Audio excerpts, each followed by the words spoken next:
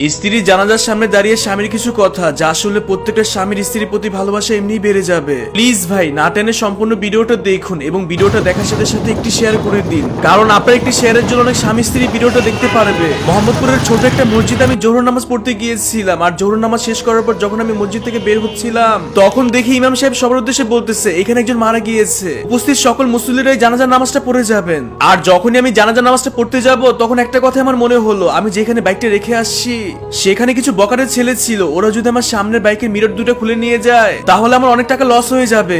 আবার তখন মাথায় এটাও আসলো, হাদিসে জানাজা নামাজ পড়ার জন্য উৎসাহিত করা হয়েছে, যদি অন্যের জানাজা নামাজ পড়া হয় তাহলে নিজের মৃত্যুর কথা বেশি মনে পড়ে। এরপর আমিও ঠিক করলাম আল্লাহ ভরসা যা হওয়ার হবে, আমি জানাজা নামাজ পড়েই যাব। এরপর যখন আমি জানাজা নামাজ পড়ার জন্য জামাতে গিয়ে দাঁড়ালাম তখন দেখলাম ইমাম সাহেব সবার উদ্দেশ্যে বলছেন এখানে যিনি মারা গিয়েছেন তার স্বামী আপনাদের উদ্দেশ্যে কিছু কথা বলতে চান, একটু কথাগুলো মন দিয়ে শুনবেন। ইমাম সাহেব এই কথা বলার পরপর দেখি ইমাম সাহেবের পিছন থেকে একজন ভদ্রলোক বের হলেন।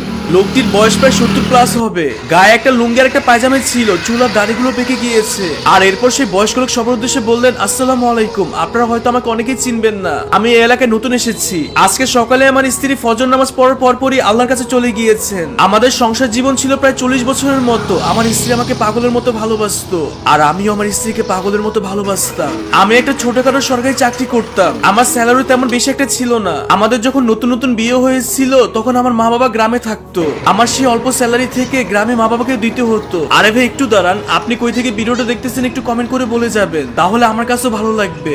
কমেন্ট না করলে কিন্তু খবর আছে। যাই হোক, আমাদের সংসার জীবন এরকম সময় গিয়েছিল মাস শেষ হওয়ার আগে মাসিক স্যালারি টাকা শেষ হয়ে যেত, কিন্তু আমি বুঝতেই পারতাম না আমার স্ত্রী কিভাবে জানি সবকিছু ম্যানেজ করে ফেলতো। বিশ্বাস করেন আমি আল্লাহর কসম খেয়ে বলতে পারি আমি কখনই হারাম পথে 2 টাকা ইনকাম করিনি। আমার সাথে যারা চাকরি করতো তারা মাসে মাসে লক্ষ লক্ষ টাকা ইনকাম করতো।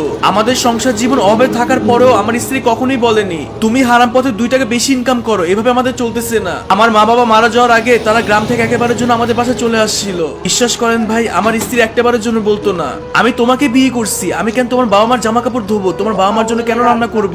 উল্টো আমার স্ত্রী সবসময় আমার বাবা মার কেয়ার করতো, আমার বাবা মাকে নিজের বাবা মার মতো মনে করতো, কখনোই তাদের সাথে চুল পরিমাণ বেয়াদবি করেনি। আমার বাবা দুনিয়া থেকে বিদায় নেওয়ার পর যখন আমার মারও বয়স হয়ে গিয়েছিল তখন আমার মা বিছানায় পোষা পায়খানা করতো আর আমার স্ত্রীও তখন সেগুলো পরিষ্কার করতো। আমার স্ত্রী সবসময় আমার সামর্থ্য বুঝতো, কখন আমাকে বলতো না আমার এটা লাগবে ওটা লাগবে এটা দাও সেটা দাও, কখন আমার সামর্থ্য বা আমার ইনকাম নিয়ে কোনো কথা বলতো না। এছাড়া আমার স্ত্রী আমার হক আমার সন্তানের হক আমার বাবা মার হক কারো হক কখনোই নষ্ট করেনি।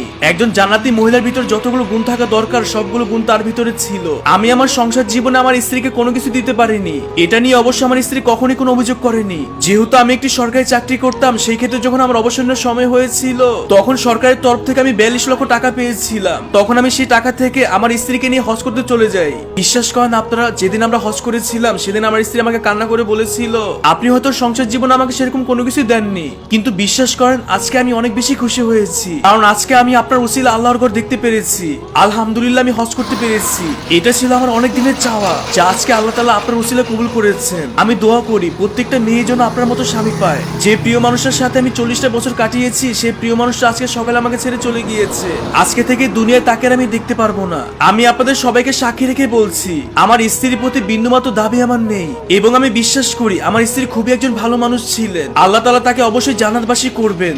আপনারা অবশ্যই আমার জন্য দোয়া করবেন আমি মারা যাওয়ার পর যেন আমার স্ত্রীর সাথে জান্নাতে থাকতে পারি। যখন আমরা উপস্থিত থাকা সবাই বয়স্ক লোকটার কাছ থেকে কথা শুনলাম তখন আমরা সবাই একসাথে আমিন বললাম। একজন মানুষ মারা গেলে তার পরিবারের তরফ থেকে কথা বলার জন্য সময় দেওয়া হয় 1 থেকে 2 মিনিটের মতো, কিন্তু সেখানে সেই ভদ্রলোক প্রায় 10 মিনিটের মতো কথা বললেন। একটা মানুষ একটাবারের জন্য বিরক্ত হলো না, প্রত্যেকটা মানুষের ভিতরে প্রশান্তি কাজ করছিল সেই বয়স্ক লোকটার কথা শুনে। এরপর জানাজা নামাজ শেষ করার পর যখন মসজিদ থেকে বের হচ্ছিলাম তখন মাথায় একটা কথাই কাজ করছিল, এই ভদ্র বয়স্ক লোক তার স্ত্রীকে কতই না ভালোবাসতো।